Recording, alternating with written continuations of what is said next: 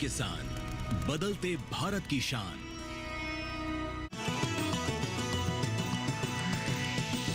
DD किसान, बदलते भारत की शान।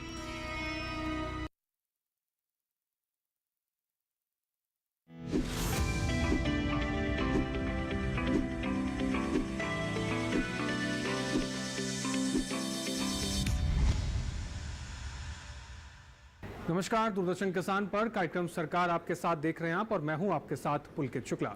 दोस्तों, सरकार आपके साथ एक ऐसा कार्यक्रम जिसके माध्यम से हम आपको सरकार द्वारा चलाई जा रही योजनाओं, पोर्टल्स के बारे में जानकारी देते हैं, ताकि किसान भाई उन सभी जानकारियों का सही समय पर उचित इस्तेमाल कर अपनी खेती किसानी में परिवर्तन ला सकें।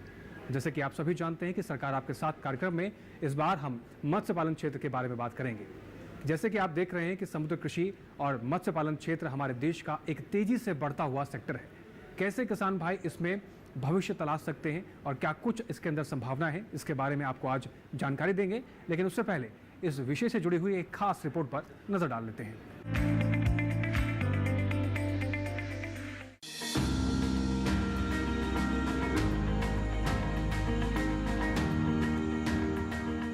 भारत दुनिया का तीसरा सबसे बड़ा मछली उत्पादक और दूसरा सबसे बड़ा जल कृषि देश है। मत्स्य पालन को उभरते हुए क्षेत्र के रूप में माना जाता है। मरीन कल्चर यानी समुद्री कृषि जलीय कृषि की एक विशेष शाखा है। इसमें भोजन और दूसरे उत्पादों के लिए खुले समुद्र में समुद्री जीवों की खेती की जाती है। इसके अलावा समुद्री जल से भरे टैंकों, तालाबों या रेसवे में की जाने वाली समुद्री जीवों की खेती भी मरीन कल्चर के अंतर्गत आती है। मछलियों और दूसरे उत्पादों के अलावा मोती और समुद्री शैवाल भी मरीन कल्चर का हिस्सा हैं। अध्ययनों से ये बात साफ हो चुकी है कि तालाबों या टैंकों में पाली जाने वाली मछलियों की तुलना में समुद्री कृषि से प्राप्त मछली गुणवत्ता के मामले में कहीं बेहतर होती है। भारत जल संसाधनों से मालामाल है। हमारे पास लगभग 8,118 किलोमीटर समुद्री तट रेखा, लगभग 2 मिलियन वर्ग किलोमीटर विशेष आर्थिक क्षेत्र और 5 लाख वर्ग किलोमीटर महाद्वीपीय शेल्फ हैं। विशेषज्ञों का अनुमान है कि ये संसाधन 4.41 मिलियन टन मत्स्य पालन क्षमता रखते हैं। इसी तरह भारत के पास 3.15 मिलियन हेक्टेयर जलाशय, 2.5 मिलियन हेक्टेयर तालाब और टैंक, 1.25 मिलियन हेक्टेयर खारे पानी का क्षेत्र, पहाड़ी राज्यों के ठंडे जल संसाधनों के अलावा कई दूसरे अंतर्देशीय मत्स्य संसाधन हैं। ये सब लगभग 15 मिलियन टन उत्पादन क्षमता प्रदान करते हैं, लेकिन हमारा देश इस क्षमता के अनुरूप उत्पादन नहीं ले पा रहा है। 2022-23 के आंकड़ों से पता चलता है कि भारत में कुल मरीन उत्पादन 4.5 मिलियन टन से भी कम है और ये कुल वैश्विक उत्पादन का महज 5% है। इतने ज्यादा जलीय संसाधनों वाले देश के लिए ये बात उत्साहजनक बिल्कुल भी नहीं है। कम समुद्री मात्स्यिकी उत्पादन की बड़ी वजह ये है कि अभी तक हमारा देश मरीन संसाधनों का भरपूर इस्तेमाल नहीं कर पाया है। मछली पालन असीम संभावनाओं से भरा क्षेत्र है। यही वजह है कि सरकार इस क्षेत्र को प्रोत्साहित करने के लिए हर संभव कोशिश कर रही है। प्रधानमंत्री मत्स्य संपदा योजना इस दिशा में उठाया गया सबसे महत्वपूर्ण कदम है। इस योजना के अंतर्गत खुले समुद्र में मछली पालन के लिए 1518 पिंजरों और मछली पालन वाले 1172 जलाशयों के उन्नयन को मंजूरी दी गई है। इसके अलावा खारे पानी में की जाने वाली एक्वा खेती के लिए 1380 हेक्टेयर से भी अधिक तालाब क्षेत्र, गहरे समुद्र में मछली पकड़ने वाली 463 नौकाओं, खारे पानी की 17 हैचरी और 5 छोटी समुद्री फिनफिश हैचरी को भी मंजूरी दी जा चुकी है।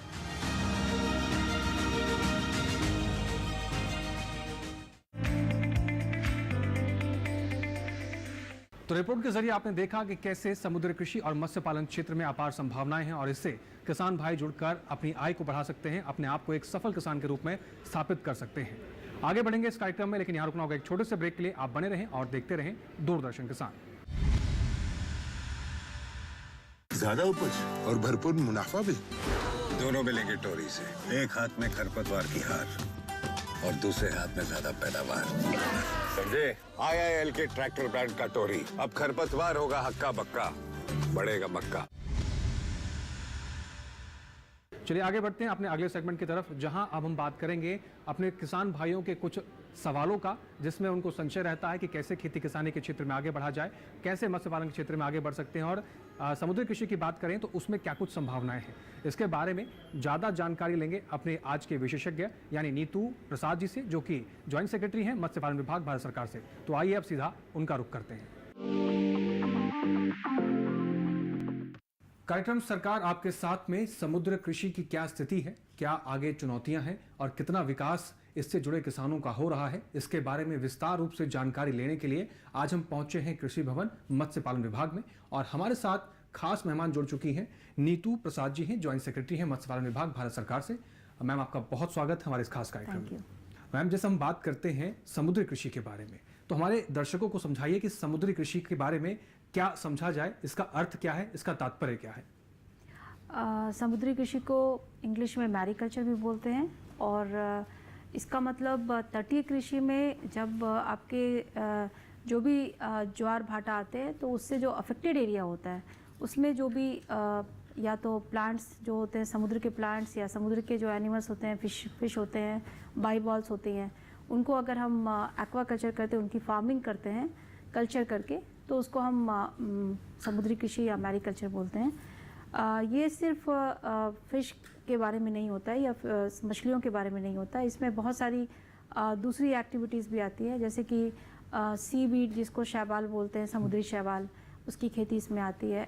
ऐसे ही हम अगर सी से थोड़ा सा अंदर जा कर के अगर हम केजेस लगाएं और उन केजेस में हम अगर फिश को उसका वो हम प्रोडक्शन करें तो उसको हम सी केजेस कहते हैं, वो भी मैरीकल्चर में आता है। उसके अलावा जो बाइबॉल्स होते हैं, जो भी हम लोग सी फूड के रूप में खाते हैं, क्रैब्स और इस तरह के जो आइटम होते हैं, ऑक्टोपस, इनको भी हम मैरीकल्चर के अंदर ही लेते हैं। इसके अलावा जो पर्ल होते हैं, जो मोती और नेचुरल मोती होते हैं, वो ऑयस्टर में आते हैं और जहाँ जहाँ पे हमारे कोरल रीफ्स होते हैं वहाँ पे जनरली इनका उत्पादन होता है। पर्ल कल्चर भी हम मैरीकल्चर के अंदर ही लेते हैं। और ऑर्नामेंटल फिशरीज़ आजकल बहुत उसका बड़ा मार्केट है। तो मरीन फिशरीज़ हैं, मतलब समुद्र की जो ऑर्नामेंटल खूबसूरत फिशेस होती हैं, उनको अगर हम कल्चर करके, फार्मिंग करके उसका एक्सपोर्ट करते हैं या उसका डोमेस्टिक मार्केटिंग करते हैं, तो ये 5 चीज़ें जनरली मुख्यतः हमारे समुद्री कृषि के अंतर्गत मानी जाती हैं। जी मैम, जब हम खेती किसानी की बात करते हैं या कृषि क्षेत्र की बात करते हैं तो सबसे पहले ख्याल आता है खेती करने का, मिट्टी को तैयार करना, फसल लगाना। आमतौर पर जब कृषि के क्षेत्र में बात होती है तो कुल मिलाकर ख्याल यही आता है। लेकिन अगर हम समुद्र कृषि की बात करें, कई किसान ऐसे हैं जो पारंपरिक खेती करते आ रहे हैं, जिसमें कई तरह की वो फसल लगाते हैं। लेकिन अगर उन किसानों को समुद्री कृषि की तरफ उनका रुख किया जाए तो आपको क्या लगता है कितनी संभावनाएं हैं और क्या कुछ इसमें सक्सेस का स्कोर देखा जाता है और किसानों को क्यों समुद्री कृषि की तरफ आकर्षित करने की ज़रूरत है इस समय?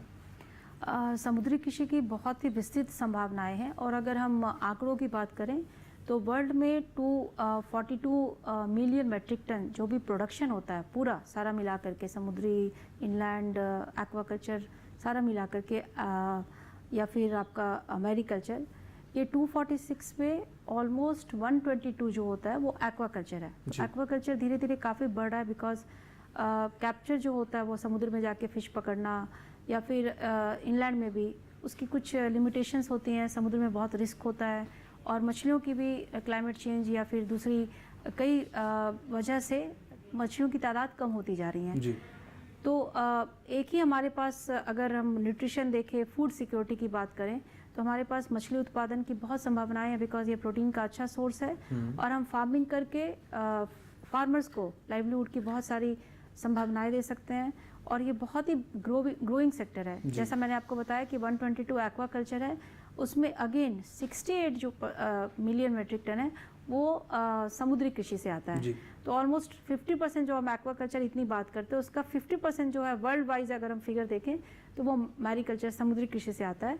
तो इसमें हमारे किसानों को जो भी वो पारंपरिक रूप से कृषि करते हैं उसमें अगर वो टेक्नोलॉजी लगाएं और थोड़ा स्किल अपना डेवलपमेंट ट्रेनिंग के साथ करें, थोड़ा मार्केट लिंकेज वगैरह के साथ करें तो उनकी इनकम बहुत ज़्यादा बढ़ाई जा सकती है।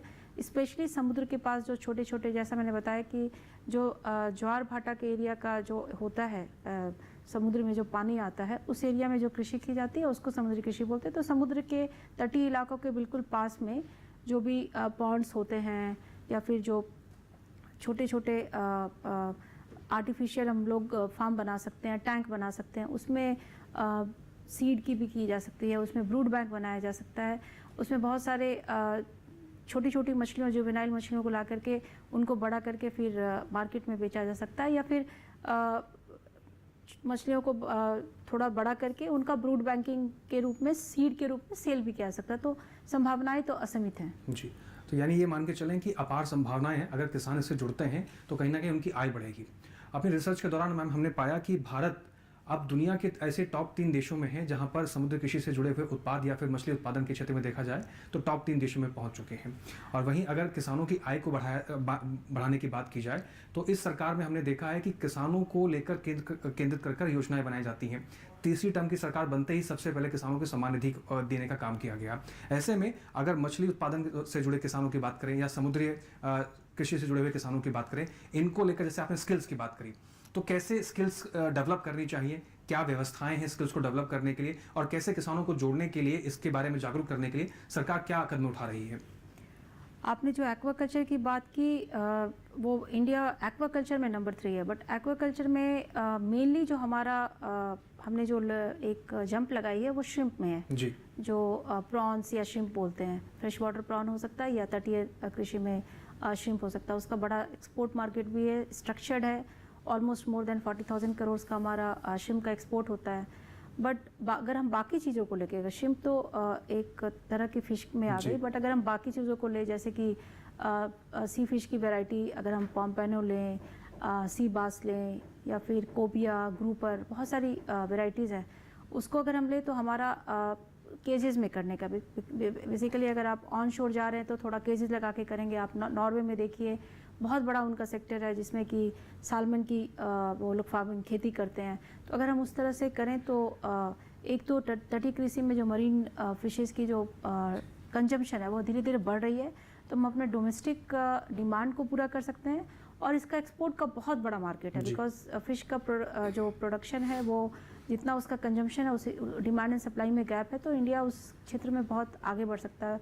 जैसे चाइना या फिर इंडोनेशिया वगैरह एक्सपोर्ट में काफ़ी उनकी मतलब अग्रगामी उनकी स्थिति है, और उसकी वजह से उनके फार्मर्स को बहुत ज़्यादा फ़ायदा पहुंचता है। तो आपने जब ट्रेनिंग की बात की तो ऐसा मैंने बताया कि श्रिम्प में थोड़ा ऑलरेडी स्ट्रक्चर्ड है, बहुत दिनों से, ऑलमोस्ट 30 ईयर से एक डेवलप्ड एरिया हो गया है, सिस्टम है। बट बाकी जगह आप पर्ल को ले लें, आप सी वीड को ले लें, समुद्री शैवाल को, या फिर ऑर्नामेंटल फिशरीज़ को ले लें, तो इस चीज़ों में जो वैल्यू चेन है वो अभी तक इस्टेब्लिश नहीं हुई। या फिर सी केजेस, जैसे हम लोगों ने प्रधानमंत्री मत्स्य संपदा योजना में सी केजेस लगाने के लिए फार्मर्स को ट्रेनिंग भी दी। CMFRI और NIOT जो हमारी संस्थाएं हैं, उनकी वजह से हमने बहुत सारा रिसर्च करके उसको कमर्शियल लेवल पे भी लाने की कोशिश की। बट जो भी एक लिंक होता है एक रिसर्च का और एक कमर्शियल हाउसेस का, वो अभी तक उतना इस्टेब्लिश नहीं हुआ। It's a very new field, बहुत ही मतलब नासेंट फील्ड में, बट जैसा मैंने बताया कि संभावनाएं असीमित हैं, इसलिए सरकार को वहाँ पर सपोर्ट दे करके और फार्मर्स को स्किल डेवलपमेंट करके, और जो भी उनकी वैल्यू चेन की ज़रूरतें हैं, स्टार्टिंग सीड से ज़्यादा से ज़्यादा उसका उत्पादन करना है, क्योंकि ये सारी चीज़ें सीमित मात्रा में हैं। अगर हम उसको कमर्शियल लेवल पे लेना चाहेंगे तो हमको बहुत उसका वो एक्सपेंशन करना पड़ेगा। आप श्रिम्प को लीजिए, श्रिम्प में आप प्राइवेट सेक्टर बहुत सारे सीड्स कंपनीज़ में है, वो गवर्नमेंट वहाँ पे सिर्फ फैसिलिटेटर का काम करती है। तो उसी तरह से अगर प्राइवेट इन्वेस्टमेंट अगर आए और ज़्यादा लोग इसमें जुड़ें, तो या फिर कोऑपरेटिव SHG ग्रुप से हम उनको ट्रेनिंग दे के आगे बढ़ाएं तो बात बनती है।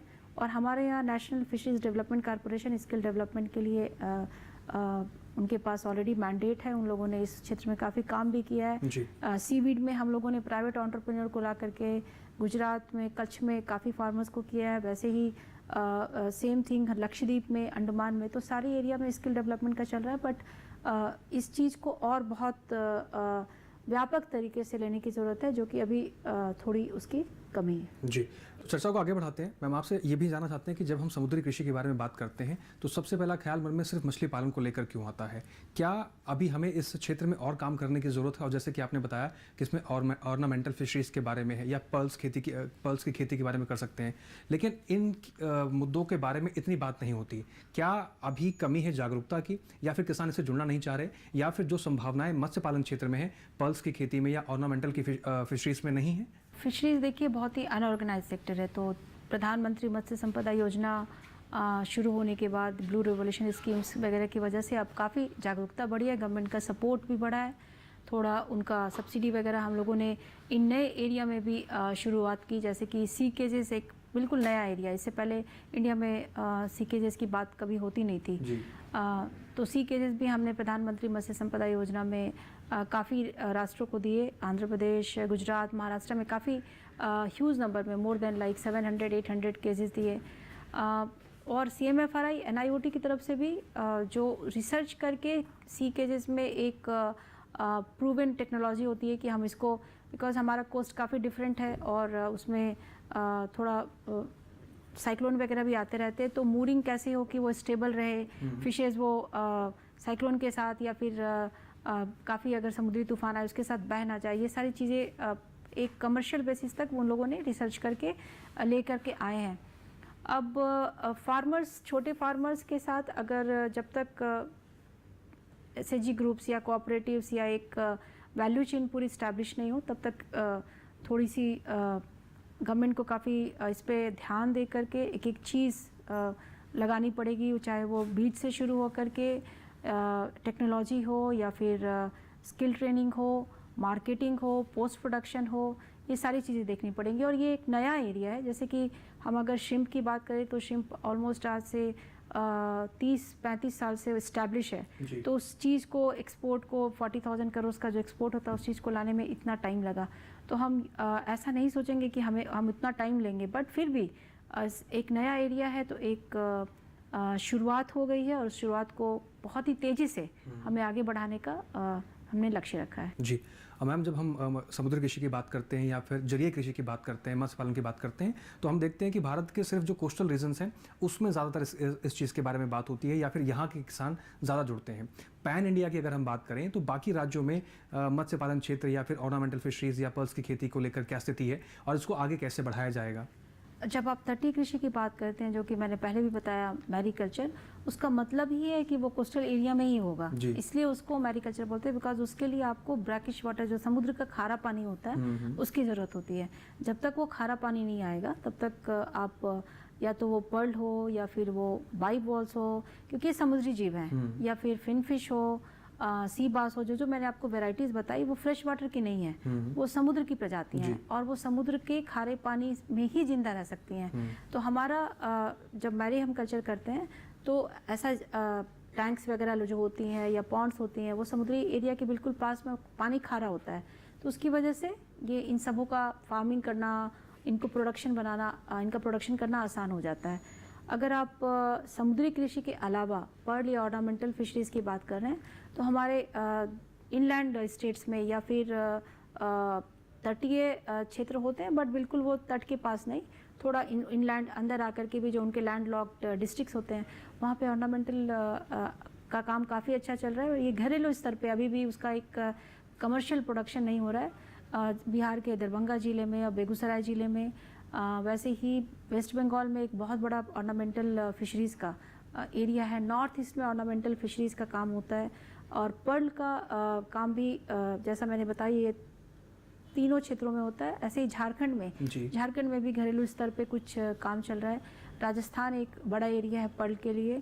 यूपी में भी बनारस में पर्ल का काम होता है, बट इनको एक मार्केट देना, इनको एक कमर्शियली जोड़ना और जो घरेलू स्तर पर उसको एक बड़े स्तर पे लेके जाना, इस चीज़ में मुझे लगता है कि थोड़े से गैप्स हैं, उन गैप्स को पूरा करने की ज़रूरत पड़ेगी। बिल्कुल, हम उम्मीद करते हैं कि इन गैप को जल्दी भरा जाएगा और यहाँ के क्षेत्र के जो किसान हैं इनको आगे बढ़ाने की कवायद को जल्दी शुरू किया जाएगा। इसके अलावा मैम, जब युवाओं की अगर हम बात करें या महिलाओं की बात करें तो हम देख रहे हैं कि युवा अब धीरे धीरे कृषि के क्षेत्र की तरफ आकर्षित हो रहे हैं। जॉब्स को छोड़कर भी कई हम युवा ऐसे देखते हैं रोज़मर्रा के जीवन में कि स्टार्टअप्स की तरह जुड़ रहे हैं। अगर स्टार्टअप्स की बात की जाए फिशरीज सेक्टर्स में या फिर समुद्री कृषि के अंदर, महिलाओं और युवाओं के लिए आगे क्या स्कोप है, क्या इनका मार्गदर्शन करेंगे आप?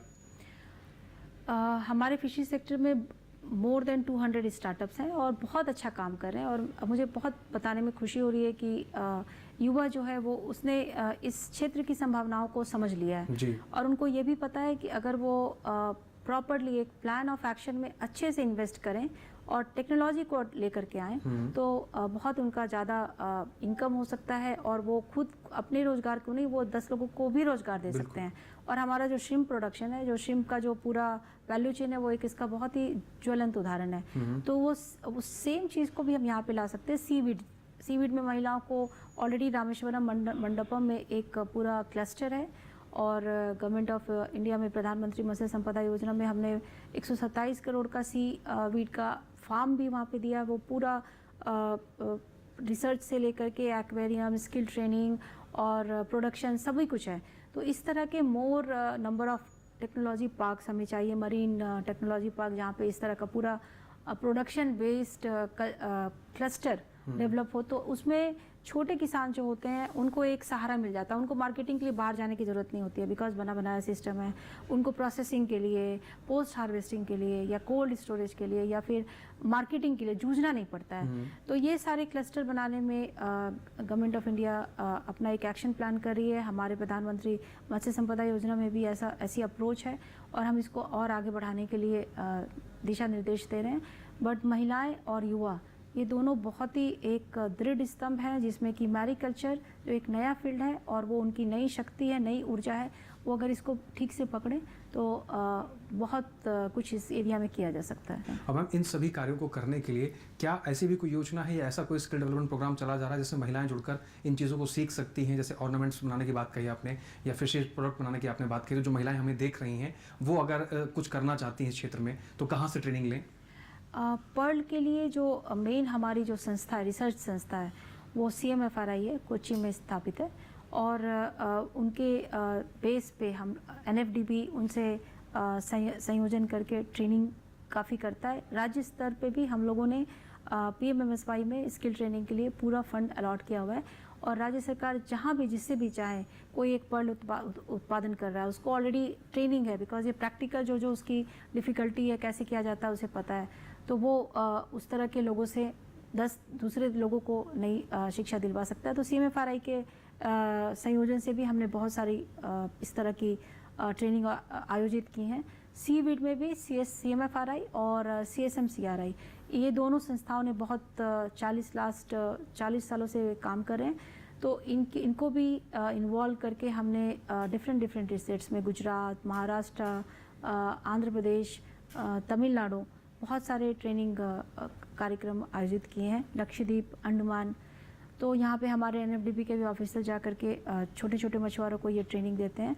और चेन्नई में NIOT जो मिनिस्ट्री ऑफ अर्थ साइंस की संस्था है, ऐसे ही CMFRI इन लोगों ने मिल करके और CIFT जो कि बेसिकली टेक्नोलॉजी लाते हैं, जो भी आपके सी से प्रोडक्शन से बेस्ड टेक्नोलॉजी होती है, ये तीनों संस्थाओं ने मिल करके ढेर सारी विमेन को ट्रेन किया है। और जो कमर्शियल हाउसेज है, जो मार्केटिंग के लिंक्स जो हैं, वो जो प्राइवेट इन्वेस्टर्स हैं उनके साथ भी इस्टेब्लिश हुआ है, फार्मर्स ग्रुप्स के साथ भी इस्टेब्लिश हुआ है, उसके डिमॉन्स्ट्रेशंस हुए हैं। तो उतनी तक बात आगे बढ़ गई है। उसी चीज़ को हम और आगे लेकर के जाएं, उसका एक्सपेंशन करें, उसको एक क्लस्टर बनाएं। जो छोटी मोटी चीज़ें पीस मिल में छोटी छोटी जगह पे हो रही हैं, उनको हम धीरे धीरे अगर एक क्लस्टर बना करके इकोसिस्टम डेवलप करें तो वो एक नया दरवाज़ा खुलेगा इनके लिए। और जैसे आपने ट्रेनिंग की बात की, तो ट्रेनिंग में और बहुत सारी चीज़ें भी जुड़ती हैं, जैसे स्टेट गवर्नमेंट अपने साइड से भी जो भी उनके रिसर्च इंस्टीट्यूट हैं, फिशरीज कॉलेज हैं, फिशरी यूनिवर्सिटीज़ जी। हैं, उनको भी अगर हम इन्वॉल्व करें तो बेहतर होगा। जी, आखिरी में हम आपसे जानना चाहेंगे, जो महिला किसान हैं या पुरुष किसान हैं या युवा वर्ग आपको देख रहे हैं इस कार्यक्रम के माध्यम से, आगे की उनके लिए क्या राह होनी चाहिए और उनके लिए आप क्या संदेश देना चाहेंगी, कैसे वो आगे बढ़ें? देश के युवा वर्ग जो फिशरीज़ को आगे बढ़ाने में इंटरेस्ट लेते हैं और कुछ नया करना चाहते हैं, ऐसे ही महिलाएं जो कि ऑलरेडी छोटे स्तर पे फिशरीज़ का काम कर रही हैं, पोस्ट प्रोडक्शन में इन्वॉल्व हैं, उन सभी को मेरा एक ही संदेश है कि जो हमारी स्कीम है भारत वर्ष में डिपार्टमेंट ऑफ फिशरीज़ की जो स्कीम है, प्रधानमंत्री मत्स्य संपदा योजना, बहुत ही अच्छी स्कीम है। इसमें बहुत ये सारी चीज़ें जो मैंने बताई आपको, सभी के लिए सब्सिडी बेस्ड पे प्रोग्राम्स है। उसमें 40% और 60% के रेशियो पे हम लोग सब्सिडी देते हैं। स्टेट गवर्नमेंट का 40 रहता है, यूनियन गवर्नमेंट 60 देती है। और एक हमारी एंटरप्रेन्योर स्कीम भी है जिसमें कि बेनिफिशियरीज़ को 40% देना पड़ता है, गवर्नमेंट ऑफ इंडिया का 60% है। और ये विमेन और एंटरप्रेन्योर के लिए 60% गवर्नमेंट ऑफ इंडिया का है। For general it is 40%, government of India 40 देती है और बेनिफिशियरीज़ को 60 देना पड़ता है। तो स्पेशली जैसे आपने विमेन की बात की, तो विमेन के लिए 60% सब्सिडी का प्रावधान है, जबकि जनरल के लिए 40 है। इस स्कीम के अंदर आप बड़े पैमाने पे, छोटे पैमाने पे नहीं, आप बड़े पैमाने पे एक स्टार्टअप या फिर जिनको लगता है कि एक प्रोडक्शन हाउस छोटा मोटा खोल सकते हैं, तो इसमें हम लोग 1.25 करोड़ तक की मतलब निधि आवंटित करने की इसमें प्रावधान है और इसमें मतलब संभावना है। तो सारे लोग जो इस तरह के हैं वो अपने कंसर्न स्टेट गवर्नमेंट के पास जाके या फिर हमारे पास आप कॉल करके वो कैसे उसकी एप्लीकेशन डालनी है और कैसे उसको आगे बढ़ाना है। ऐसे ही अगर आपको सीड, क्योंकि कुछ लोग बहुत कुछ करना चाहते हैं, पैसे भी उनके पास होते हैं, बट वो सीड वगैरह की लैक ऑफ सीड की वजह से, बीज की वजह से उनको प्रॉब्लम होती है। तो हमारी जो संस्था CMFRI है, कोची में है, सेंट्रल मरीन रिसर्च इंस्टीट्यूट, वो इस तरह की बीज उत्पादन करती है, चाहे वो पर्ल हो, सीवीड हो या फिर सी फिश केज कल्चर इन लोगों ने बहुत आगे बढ़ाया। आप उनको भी कभी भी आप कांटेक्ट करें तो आपको सारी तरह की रिसर्च मिलेंगी और हमारा डिपार्टमेंट तो आपकी सहायता और आपको हेल्प करने के लिए हमेशा ही तैयार है। आप हमें भी कांटेक्ट कर सकते हैं। नीतू जी, आपने कीमती समय निकालकर जो महत्वपूर्ण जानकारी हमारे किसान भाइयों के लिए साझा की है, उसके लिए आपका बहुत शुक्रिया। समय देने के लिए आपका बहुत शुक्रिया। धन्यवाद। दोस्तों, ये था आज का हमारा कार्यक्रम सरकार आपके साथ। उम्मीद करते हैं कि उपलब्ध कराई गई सभी जानकारियों से हमारे मछली पालक भाई या फिर किसान भाई जो मछली पालन क्षेत्र से जुड़ना चाहते हैं या समुद्र कृषि से जुड़ना चाहते हैं, इन जानकारियों का सही समय पर उचित लाभ उठाकर आगे बढ़ेंगे और अपने आप को एक सफल किसान के रूप में स्थापित कर सकते हैं। समुद्र कृषि में अपार संभावनाएं हैं, तमाम तरह की योजनाएं चलाई जा रही हैं ताकि इन योजनाओं का आप लाभ उठा सकें। आज के इस कार्यक्रम में बस इतना ही। इस कार्यक्रम से जुड़े हुए आपके कोई भी सुझाव या कोई भी सवाल आप हम तक पहुंचाना चाहते हैं तो आप हमारी ईमेल आईडी का इस्तेमाल कर सकते हैं। हमारी ईमेल आईडी है sarkaraapkesath@gmail.com। आपके सुझाव और आपके सलाह हमें इस कार्यक्रम को और बेहतर करने में काफ़ी मददगार साबित होते हैं। इसके अलावा आप हमारे सोशल मीडिया प्लेटफॉर्म यानी कि फेसबुक पर भी जाकर सरकार आपके साथ कार्यक्रम से जुड़ सकते हैं और आपके कोई भी सुझाव या कोई भी सवाल है तो आप वहाँ पर भी पोस्ट कर सकते हैं। साथ ही दर्शकों, आपका कोई भी सुझाव या कोई भी सवाल है तो आप हमारे किसान कॉल सेंटर पर फ़ोन करके भी अपने सवाल दर्ज करा सकते हैं। आप हमारा किसान कॉल सेंटर नंबर नोट कर सकते हैं। हमारा किसान कॉल सेंटर नंबर है 1800-1130-60। आपके सवाल और आपके सुझावों का हमें बेसब्री से इंतजार रहता है। इसके साथ ही आज के इस कार्यक्रम में बस इतना ही। फिर से हाजिर होंगे नई तमाम जानकारियों के साथ। आप बने रहें दूरदर्शन किसान के साथ और हमें दीजिए इजाज़त। नमस्कार।